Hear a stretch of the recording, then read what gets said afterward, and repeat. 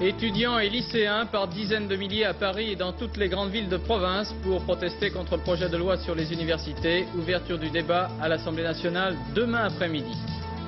Le sida déclaré grande cause nationale par le ministre de la Santé, Mme Barzac, qui annonce la création d'un institut spécialisé. Retour surprenant d'Alain Delon. Il produit et interprète un film très original, Le Passage, réalisé par un jeune réalisateur, René Manzor. Alain Delon, invité de cette édition. Aujourd'hui, jeudi 27 novembre 1986, nouvelle journée de détention pour les otages français au Liban. Marcel Fontaine, Marcel Carton, Jean-Paul Kaufmann, Aurel Cornéa et Jean-Louis Normandin d'Antenne 2 n'ont toujours pas été libérés. Bonsoir. En ce moment même, des étudiants et des lycéens sont toujours assemblés près du Palais Bourbon où les députés doivent demain après-midi commencer l'examen de la loi de réforme de l'enseignement supérieur de M. Devaquet. Contre cette loi, cet après-midi, en France, les manifestations se sont multipliées. Nous allons le voir en détail. À Paris, les organisateurs, étudiants ou lycéens, affirmaient « Nous sommes 200 000, c'est la manifestation la plus importante depuis mai 68, c'est un démenti sanglant à ceux qui prétendent que nous sommes manipulés ». Mais les chiffres du service de comptage de la préfecture de Paris tournent autour de 90 000. Paris Manif, reportage Jean-Michel Mercurol, Claude Barnier.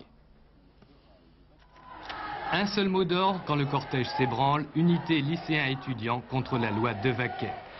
Badges et autocollants fleurissent, aucun n'est politique ou syndical, slogans et pancartes n'ont pour seule tête de turc que le ministre des Universités. La plus grande mobilisation depuis mai 68, affirment les organisateurs, mais là s'arrête la référence. Pas de contestation de la société, le refus seulement d'une loi qu'ils jugent sélective et inégalitaire. Souci premier tout au long du cortège, éviter toute récupération politique, ce qui donne lieu parfois à quelques discussions. Pas de syndicat. Pas de syndicat. Mais ça va, calmez-vous. Des lycéens et des étudiants, mais pas des militants, la consigne est comprise et partagée de tous.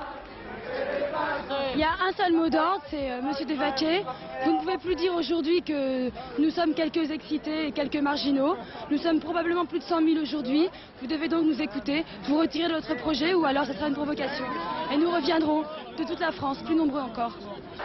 À mi-chemin du parcours, le gros des manifestants se trouve encore au quartier latin, si bien que des cortèges parallèles se forment pour rejoindre plus vite les invalides. En marge de la manifestation, un bref incident opposera quelques contre-manifestants d'extrême droite au service d'ordre à proximité de la faculté d'Assas.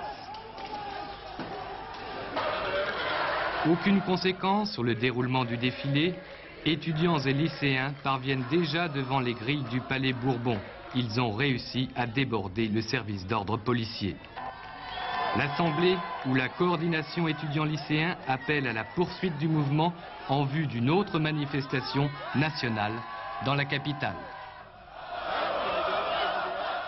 Et en province, même mobilisation, mais de façon plus inégale. Cependant, à Strasbourg, Grenoble, à Nancy, à Metz, à Marseille, à Lyon ou encore à Montpellier, les défilés de protestataires étaient forts de plusieurs milliers de jeunes. Commentaire Yoba Grégoire. 15 000 étudiants et lycéens dans les rues de Montpellier, 7 000 selon la police.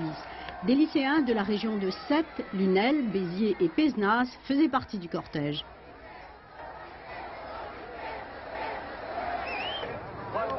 À Clermont-Ferrand, au cri de « Voter Devaquet, c'est perdre ses facultés », on en comptait 12 000. «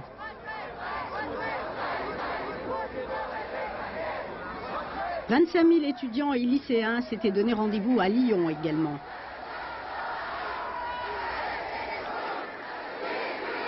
4 000 à Mulhouse, 15 000 à Nancy, 7 000 à Metz, 12 000 à Strasbourg. Au total, 30 000 manifestants en Alsace, dans une région considérée comme sage et conservatrice. On n'avait jamais vu cela. Selon une première estimation de l'agence France-Presse, 360 000 personnes se seraient mobilisées en province, dans les grandes villes, mais aussi dans les petites, comme au Puy-en-Velay ou à Roanne. Les cortèges se sont dispersés sans aucun incident. Malgré quelques échauffourées à Paris avec des contre-manifestations, parfois des militants d'extrême droite, la manifestation s'est passée plutôt dans la bonne humeur. Et c'est Alain Devaquet qui a fait les frais des chansons, des slogans et des banderoles. Olivier Lerner, Philippe Peter et Philippe Menu avaient choisi depuis ce matin de suivre la manif en compagnie de jeunes lycéennes qui auront aussi l'occasion de rencontrer le ministre, M. Devaquet. Isabelle, 16 ans, élève de Terminale D au lycée Buffon, Paris 15e. Dominique, 17 ans, élève de Terminale D au lycée Camille C, Paris 15e. Elles sont en grève depuis mardi. Le projet de loi Devaquet, un cauchemar. Mais rencontrer le ministre, un rêve. J'ai le cœur qui bat très fort et je suis très contente. Elles habitent encore chez leurs parents et si elles sortent souvent pour faire la fête après le 20h, c'est leur première manifestation et c'est la première fois qu'elles apostrophent un ministre. Vous voulez nous orienter dans des universités qu'on n'a peut-être pas choisies sans notre accord. Mademoiselle, que se passe-t-il actuellement et sur Paris? Est-ce que tous les étudiants peuvent aller dans l'université qu'ils souhaitent? Vous savez très bien que ce n'est pas le cas. Mais par exemple, il y a un autre problème qui nous préoccupe, c'est que vous allez augmenter les droits d'inscription. Alors là aussi... Là, je vous arrête tout de suite. Écoutez, j'ai toujours dit, dans tous mes discours, en particulier au Sénat, que les droits d'inscription seraient d'abord fixés par le ministre, c'est une garantie, seraient modestes, quelques centaines de francs, et l'exemple que j'ai toujours pris, c'est la fourchette 400-800 francs. Et je vais vous dire une chose. Sur 400-800 francs, il y a la mutuelle. D'ajouter une chose, c'est que ce n'est pas un discours politique. Je suis tout à fait d'accord avec nous, on n'est pas de droite, on n'est pas de gauche. Je sais simplement par expérience personnelle que s'il y avait eu un barrage par l'argent, je n'aurais jamais fait d'études. Et je ne l'oublie à aucun moment. N'oubliez pas un chiffre. Dans l'université, l'État fournit 90% de la subvention. Les droits d'inscription, c'est 1,4%. Alain Devaquet parle, il parlera encore longtemps. Mais Dominique est ailleurs.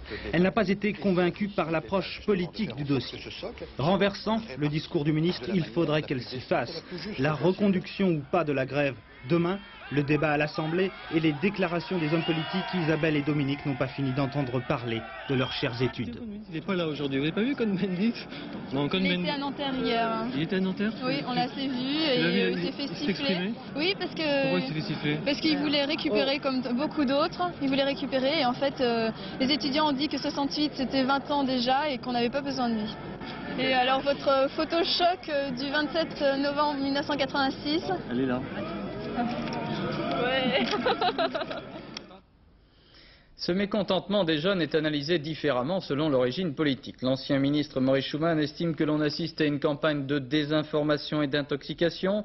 Le porte-parole du Parti républicain Philippe Vasseur pense que l'agitation des étudiants est le fait de manipulateurs, de récupérateurs et d'amplificateurs.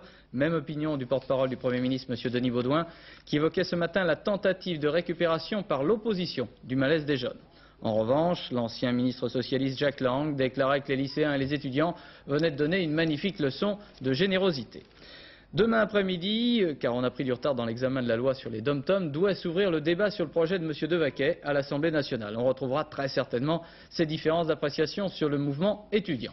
À l'Assemblée nationale, Pascal Guigné, Jean Villa. Dans le jardin de l'Assemblée nationale, Jean-Marie Le Pen. Échange de bons procédés. Le palais Bourbon en quasi-état de siège cet après-midi, on n'entre pas et on ne sort plus. Au-delà des grilles, des milliers de jeunes venus hurler leur refus.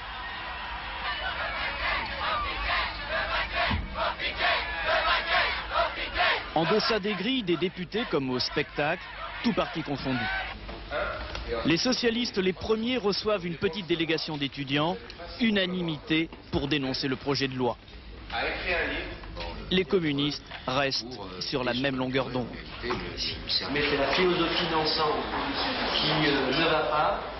Le RPR puis l'UDF imitent leurs collègues, ébauchent d'un dialogue plus difficile. En tout cas, dans l'hémicycle, c'est presque le désert. L'examen du projet de loi sur les départements d'outre-mer se poursuit comme si de rien n'était, à deux pas du bruit et de la fureur. Ce n'est que demain à 15 h que le projet Devaquet sera examiné par l'ensemble des députés.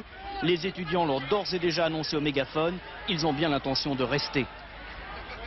Alors, Paul Amar, il y a quelques minutes sur Europe 1, Jean-Pierre Elkabbach, René Monoret expliquait qu'il n'était pas question de retirer le projet, qu'il créerait des IUT supplémentaires, qu'il était prêt à recevoir les étudiants, qu'éventuellement on rédigerait autrement la loi, et qu'en gros c'était une sorte de malentendu, comme s'il y avait un décalage entre ce qu'on a vu là pendant quelques minutes et puis le discours ou le projet politique. Je crois que le mot est juste, c'est vrai. En politique, ce qui compte souvent, j'allais dire malheureusement, ce n'est pas la réalité d'un projet ou d'un discours, mais la perception que l'on peut avoir de ce projet ou de ce discours. En 1984, les Français attachés à l'école libre avaient le sentiment que la gauche voulait purement et simplement fermer les établissements privés. François Mitterrand avait beau dire, avait beau faire, il a dû reculer et retirer le projet Savary. Aujourd'hui, les étudiants et surtout les lycéens sont persuadés que le gouvernement de Jacques Chirac veut créer une université élitiste, favoriser les meilleurs, délaisser les moins bons et orienter d'une manière autoritaire leur parcours scolaire. Alain Devaquet, qui est pris lui-même entre deux feux, comme l'était Alain Savary, entre la pression des jeunes et celle d'une partie de la majorité, qui, elle, lui reproche de ne pas aller assez loin, Alain Devaquet a beau dire que sa réforme n'a rien de diabolique, il n'est pas entendu, il n'est plus entendu. Et il connaît assez bien les étudiants, lui, le prof, pour savoir que ce conflit peut prendre très vite une dimension psychologique, passionnelle. Dans ces conditions, le seul moyen de le résoudre, c'est peut-être de parvenir une bonne fois pour toutes à un consensus entre tous les partis sur l'école. Ce vœu peut paraître candide, mais il y a encore quelques années, les hommes politiques se déchiraient sur le nucléaire, sur la défense, sur la politique étrangère. Ils sont aujourd'hui d'accord sur ces thèmes, au moins sur les grandes lignes. On peut donc imaginer et espérer la même évolution. S'il y a un point sur lequel un accord profond est nécessaire dans ce pays, c'est bien celui-là, l'éducation des enfants. Le secrétaire général de la CFDT, Edmond Maire, publiait aujourd'hui une déclaration à propos des étudiants. Les jeunes refusent l'inégalité, le barrage par l'argent. Ils veulent des modalités d'orientation qui permettent à chacun de réussir ses études et d'accéder à des qualifications débouchant sur l'emploi. Les objectifs des étudiants sont les nôtres, dit M. Maire de la CFDT. La CGT, de son côté, appelait également à manifester aujourd'hui à Paris, mais sur le thème de la défense de la sécurité sociale. Conséquence la plus importante à Paris, pas de quotidiens nationaux imprimés, ce qui a provoqué la protestation du patronat de la presse parisienne et plusieurs milliers de personnes à cette manifestation CGT, avec M. Krasuki qui appelle à une autre manifestation, cette fois-ci le 25 janvier prochain. La direction de Dunlop Sumitomo de Montluçon refuse de réintégrer Alain Claveau. Malgré la décision du tribunal des prud'hommes, la direction de cette société préfère payer l'astreinte de 500 francs par jour fixée par le tribunal. Jacques Chirac et Ronald Reagan ont échangé plusieurs lettres à propos de la lutte contre le sida. De part et d'autre, on veut renforcer la coopération franco-américaine pour combattre cette maladie. Aujourd'hui, Mme Michèle Barzac, ministre chargée de la Santé, annonçait que le sida, comme le cancer, était déclaré grande cause nationale. Le ministère de la Santé a recensé les causes de sida à partir de 1982 en France. Depuis cette date, on compte environ 1050 malades atteints de sida en France. Et pour la première fois, un véritable dispositif de lutte contre ce fléau est mis en place. Mme Barzac estime que son plein effet se fera sentir au cours de l'année prochaine. Voici les mesures annoncées avec Pierre Ly. La lutte contre le sida devient cause nationale, comme le cancer ou la tuberculose. Pourquoi? Parce que tout le monde est concerné par une contagion qui ne touche pas seulement des groupes à risque, tels que les homosexuels ou les toxicomanes. Chaque jour naît un enfant atteint du sida. Pour développer la recherche sur le sida, Mme Barzac dit oui à la demande pressante du professeur Montagnier. Une fondation sera créée, elle regroupera des chercheurs, des laboratoires, des lits, et des installations d'hôpital de jour. Pour gagner la course contre la montre avec la maladie, il faudra prévenir les risques, donc informer. Informer les médecins en développant un enseignement sur le sida, informer surtout le grand public, en plus des groupes à risque, sur les voies de la contagion du sida et sur les moyens de l'éviter, par exemple les préservatifs. Le dépistage sera amélioré par une meilleure prise en charge des tests. Quant aux soins dus aux malades, Mme Barzac a annoncé un effort financier l'an prochain, rappelant que 40 millions supplémentaires ont déjà été débloqués cette année. Il y a 15 nouveaux malades atteints par semaine et un enfant par jour atteint de sida en ce moment en France tous les jours. Ce qui veut dire clairement que le sida n'est plus une maladie de marginaux, comme on l'a dit, c'est-à-dire d'homosexuels ou de toxicomanes, mais que maintenant nous avons une population de femmes, d'hétérosexuels qui sont porteurs de virus et donc susceptibles de transmettre cette maladie. Et ça, c'est un élément qui fait que les pouvoirs publics sont obligés de se mobiliser et de faire prendre conscience à l'ensemble de la population ce que cela signifie. Je pense surtout que le sida est un risque évitable et qu'au train auquel il se développe aujourd'hui, il faut passer la vitesse supérieure pour tout faire, pour essayer à la fois de stopper sa progression et en même temps pour faire l'effort nécessaire pour que la recherche aboutisse. Car aujourd'hui, nous n'avons ni traitement de prévention, si vous voulez, ni traitement thérapeutique, ni vaccin. Les soins, c'est déjà la maladie déclarée. Donc, si vous voulez, c'est très important, bien sûr. Et ce que nous avons l'intention de faire, c'est d'une part d'intensifier notre aide. Cette année, je vous le rappelle, a déjà été pour l'assistance publique de 40 millions de francs. C'est de l'intensifier pour l'année qui vient. Et c'est aussi de donner plus de moyens, de diversifier les possibilités de soins, à la fois par l'hospitalisation de jour et à la fois par la possibilité d'un accueil de malades qui se fasse soit dans des services à moitié spécialisés dans le sida ou même complètement pour certains d'entre eux, soit dans des services qui sont d'autres pathologies. Donc le budget 87, actuellement en discussion, inclura ces difficultés? Bien sûr, il inclura ces difficultés avec un calcul de ce qu'a coûté le sida pour 86 et un ajustement pour ce qu'il va coûter en fonction de nos prévisions pour 87. Et le professeur Luc Montagnier de l'Institut Pasteur, qui avertissait solennellement la semaine passée du danger du sida dans un très proche avenir, a réagi favorablement à ces mesures et plus particulièrement à la création d'un institut spécialisé. La situation du sida a changé un petit peu d'échelle en France, et d'ailleurs pas seulement en France, il y a une prise de conscience collective en Europe. Aux États-Unis, bien entendu, ça avait déjà commencé, mais aussi en Europe. Et l'Organisation mondiale de la santé elle-même vient de réaliser l'importance à l'échelle mondiale de cette épidémie. Vous avez obtenu, quant à vous, un engagement précis des pouvoirs publics pour la création d'une fondation. Est-ce que de nouveau cela vous paraît suffisant? Car on ne sait pas très bien comment cette fondation sera financée. Bien, effectivement, les modalités pratiques de cette fondation ne sont pas tout à fait arrêtées, mais il est clair qu'il y aura un apport public et un apport de fonds privés également. C'est le principe d'une fondation, c'est le principe même de l'Institut Pasteur quand il a été créé. Ceci ne veut pas dire, naturellement, que cette fondation va monopoliser, va utiliser tous les moyens de lutte contre le sida en France, mais elle va participer le plus activement possible et servir un petit peu de pilote pour les autres opérations.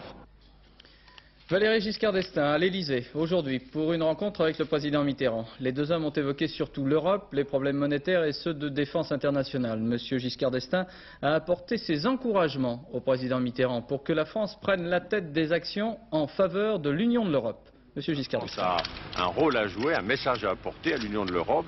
Ce rôle et ce message sont attendus. Je souhaite que la voix de la France s'exprime et j'ai apporté au président de la République mon encouragement et mes vœux pour que la France prenne la tête des actions prochaines concernant l'union de l'Europe. Oui, sur l'Europe, justement, est-ce que vous avez le sentiment que vous avez des grands points de convergence avec le président de la République? Je pense vraiment que l'union de l'Europe est actuellement un sujet de large consensus dans le milieu politique, également dans l'opinion publique de notre pays.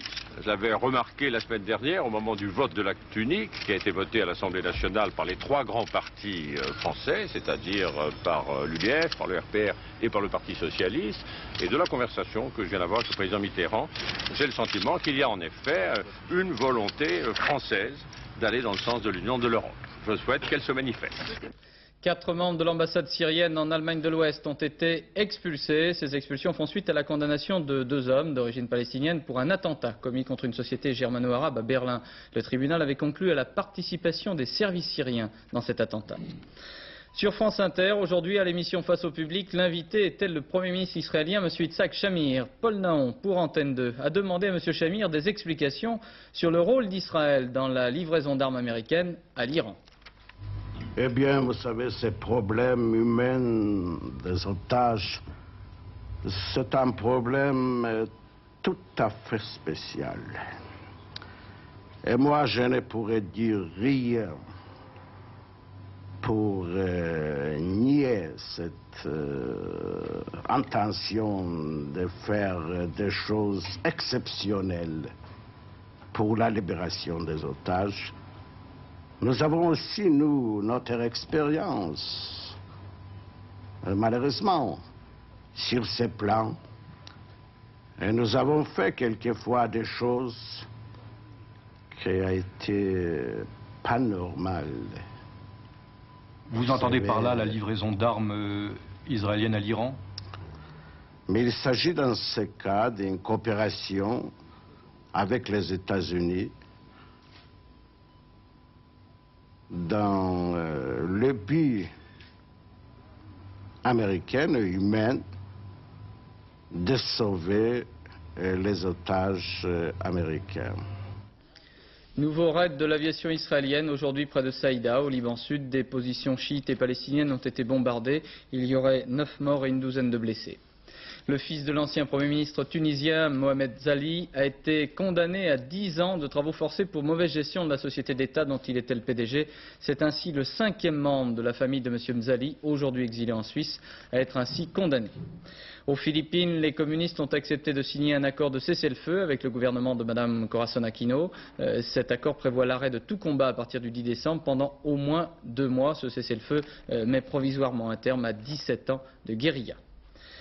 Incendie dans un immeuble à Paris, dans le 20e arrondissement. 6 personnes sont mortes et 5 autres ont été blessées. Parmi les 6 victimes, 4 enfants. 4 enfants qui ont péri intoxiqués par la fumée. Ils auraient cédé à la panique. Mais les enquêteurs chargés de déterminer l'origine du feu évoquent un acte criminel. Reportage Patrice Pellet, Maryse Richard. 6 morts, dont 4 enfants. Le bilan de l'incendie de cette nuit est très lourd. Les victimes sont des Africains. Ils habitaient au dernier étage. L'incendie criminel ne fait ce soir aucun doute. On a mis le feu avec de l'essence. 2 foyers ont été allumés simultanément. Le premier au rez-de-chaussée, le second au premier étage. Des foyers qui ont pris naissance dans la cage d'escalier. Dans une cage d'escalier, vous pourriez penser qu'il n'y a rien. Il y a effectivement les poubelles, mais il y a également le bois d'escalier, mais c'est pas ça qui brûle le plus. Ce qui brûle le plus, finalement, c'est la peinture, et je dirais même éventuellement la saleté accrochée à la peinture dans les murs. Déjà en juillet et septembre de cette année, 2 autres incendies d'origine criminelle ont tué 12 personnes et blessé plus de 20. Les victimes, toujours des immigrés, des Indochinois dans un cas, des Turcs et des Grecs dans l'autre. À la mairie du 20e, on parle de racisme, on parle aussi de sordides intérêts immobiliers. Paris n'est pas Chicago, Paris n'est pas Naples. Pour autant, certains ayant émis cette hypothèse, je souhaite que toute la lumière soit établie. L'immobilier peut être une des pistes. Le vieux bâtiment est seul, isolé, dans une zone en pleine rénovation. L'hypothèse du crime raciste ne peut être écartée, mais 6 personnes sont peut-être mortes la nuit dernière, simplement parce qu'elles gênaient une juteuse opération immobilière. Pour une morale des prix littéraires, 2 éditeurs, Pierre Belfond et Robert Laffont, dénoncent la main basse sur les grands prix littéraires de 3 maisons, Gallimard, Grasset et Le Seuil. Et demain, Belfond et Laffont publient cette page dans le journal Libération pour critiquer cette emprise de l'hydre Gallimard, Grasset et Le Seuil. Le Passage, c'est le titre du film réalisé par René Manzor avec Alain Delon et Francis Lalanne comme producteurs. Alain Delon revient ainsi dans un film émouvant, surprenant, complètement inattendu, je me garderai bien de le raconter. Voici un extrait de la bande-annonce avant de retrouver Alain Delon.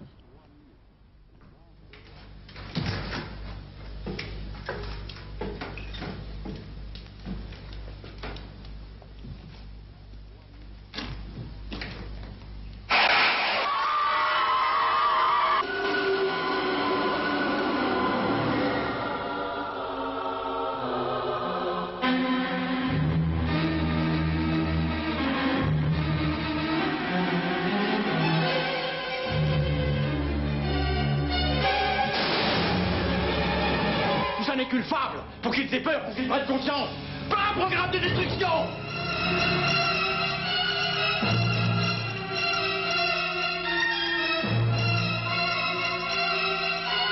Ne touche pas à mon fils, tu m'entends? Sinon je te tue. Je te tue, je te tue, je te tue. Je te tue. Attention, papa!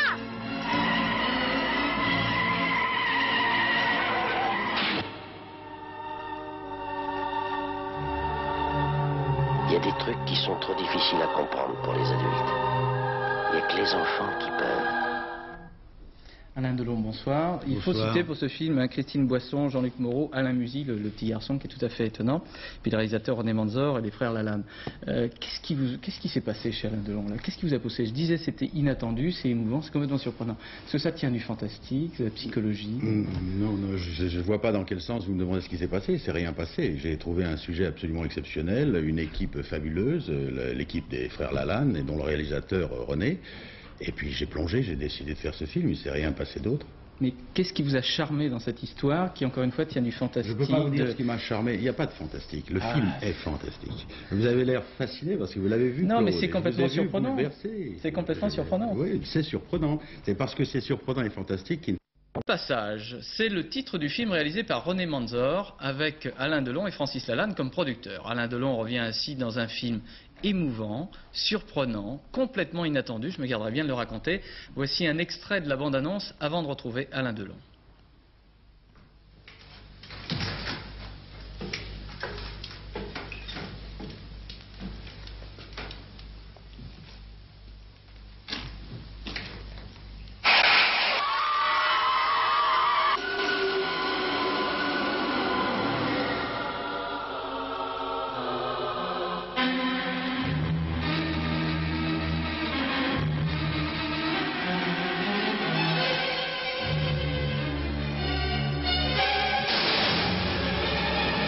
Ça n'est qu'une fable, pour qu'ils aient peur, pour qu'ils prennent conscience. Pas un programme de destruction.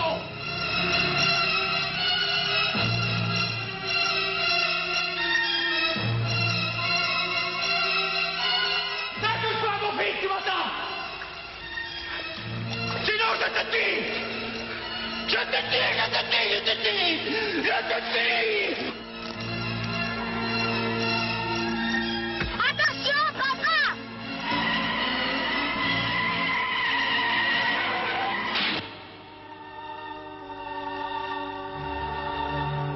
Il y a des trucs qui sont trop difficiles à comprendre pour les adultes. Il n'y a que les enfants qui peuvent. Alain Delon, bonsoir. Il faut citer pour ce film Christine Boisson, Jean-Luc Moreau, Alain Musy, le petit garçon qui est tout à fait étonnant, puis le réalisateur René Manzor et les frères Lalanne. Qu'est-ce qui s'est passé chez Alain Delon là? Qu'est-ce qui vous a poussé? Je disais c'était inattendu, c'est émouvant, c'est complètement surprenant. Est-ce que ça tient du fantastique, de la psychologie? Non, je ne vois pas dans quel sens vous me demandez ce qui s'est passé. C'est rien passé. J'ai trouvé un sujet absolument exceptionnel, une équipe fabuleuse, l'équipe des frères Lalanne et dont le réalisateur René. Et puis j'ai plongé, j'ai décidé de faire ce film, il ne s'est rien passé d'autre. Mais qu'est-ce qui vous a charmé dans cette histoire qui, encore une fois, tient du fantastique? Je ne peux pas vous dire ce qui m'a charmé, il n'y a pas de fantastique. Le film est fantastique. Vous avez l'air fasciné parce que vous l'avez vu. Non, mais c'est complètement surprenant. C'est complètement surprenant. Oui, c'est surprenant. C'est parce que c'est surprenant et fantastique qu'il ne faut pas le dire et il ne faut pas le dévoiler. C'est un film que je ne vous raconterai pas, au risque de vous décevoir de m'avoir invité, parce que c'est un film qui ne se raconte pas. C'est un film qui va se voir et c'est un film qui se reçoit. Et je crois que c'est un film bouleversant. Qui se reçoit ou qui se reçoit pas. Il y a des gens qui vont être complètement réticents parce qu'il faut rentrer dans cette histoire, dans ce domaine. C'est bon, je crois que chacun y trouvera son compte et chacun, je veux dire, y trouvera sa partie et son besoin et à la fois d'expression et de réception. Moi, personnellement, si vous voulez, j'espère que la comparaison ne choquera pas certains, je crois que ce film, je l'ai reçu et beaucoup de gens me l'ont dit, exactement comme un récital de Brel. Vous voyez, la comparaison est énorme. C'est-à-dire qu'on en sort complètement brisé, abattu, mais tellement heureux, tellement plein de joie, tellement plein de foi en l'avenir, tellement plein de bonheur et tellement plein de tout cela. Il y a beaucoup de choses très personnelles dans ce film. Oui, dans tous mes films, il y a des choses personnelles. Parce que c'est dédié à mon fils, à mon père.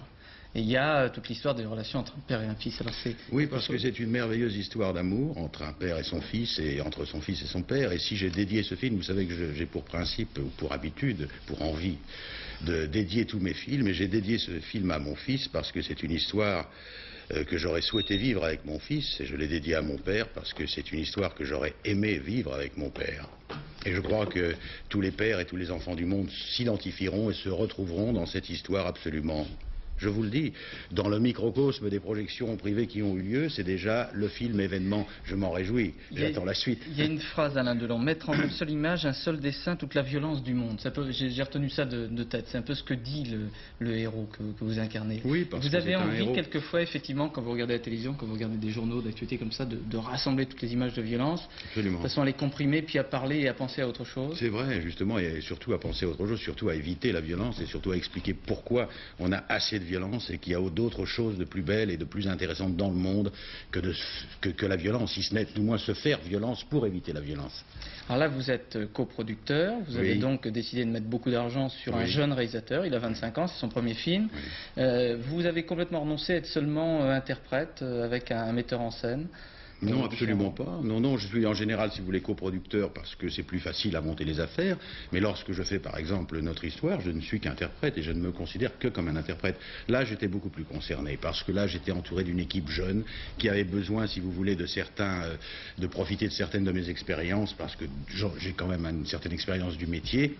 Donc, c'est un travail en commun, c'est un travail d'équipe et qui a donné ce que vous avez vu, Claude. Et je sais que vous l'avez apprécié. Et vous êtes assez content, hein? Vous avez l'impression que vous allez... Je suis pas content, je suis heureux.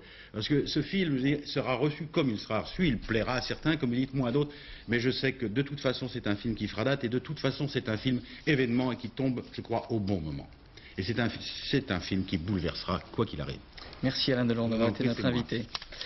La météo, Laurent Boussier, pour demain, comment ça se passe? Absolument, et cette fois-ci, elles sont là, et bien là, on ne peut pas se tromper, les gelées qui cette nuit vont nous donner un avant-goût de l'hiver. Alors, pas de nuages sur la photo satellite, pas de perturbations non plus, mais un magnifique anticyclone qui repousse vers le nord, vers l'Europe du Nord, vers l'Angleterre et vers les pays scandinaves, les perturbations qui d'aventure viendraient nous chatouiller la Bretagne. Alors sur la carte du temps prévu pour demain, c'est du soleil, beaucoup de soleil avec quand même demain matin au lever du jour, moins 4 degrés dans le massif central, moins 4 degrés dans le centre et moins 2 degrés dans le nord-est, avec des brouillards, donc des brouillards givrants, attention, mais la journée elle sera très belle, du soleil partout, sauf quelques petites brumes résiduelles dans les vallées, et puis près de la Méditerranée, il y aura quand même quelques petits nuages. Côté température, plonge, c'est normal. Température maximale de 6 degrés dans le nord-est jusqu'à 8-9 degrés sur la moitié nord et de 6-7 dans le centre jusqu'à 14 degrés seulement près de la Méditerranée, 15 degrés quand même en Corse. On termine avec notre agenda. Demain sera le vendredi 28 novembre. Le soleil se lèvera à 8h20, se couchera à 16h57. 3 petites minutes de soleil en moins. Ce sera la Saint-Jacques de la Marche. Merci Laurent. À la rédaction Antenne 2, nous voudrions saluer la mémoire de Philippe Vianney. Philippe Vianney qui vient de décéder à l'âge de 69 ans. C'était d'abord un grand résistant et ce fut surtout le fondateur du centre de formation des journalistes. Il a formé beaucoup de journalistes et puis il a créé aussi le centre nautique des Glénans dont beaucoup de jeunes ont profité. On va retourner à l'Assemblée nationale car il reste encore plusieurs centaines, peut-être plusieurs milliers de manifestants autour du Palais Bourbon. Dominique Laurie, est-ce qu'on peut savoir comment se passe cette fin de manifestation? Dominique? Oui, ici, devant l'Assemblée nationale, le face-à-face dure depuis 4 heures.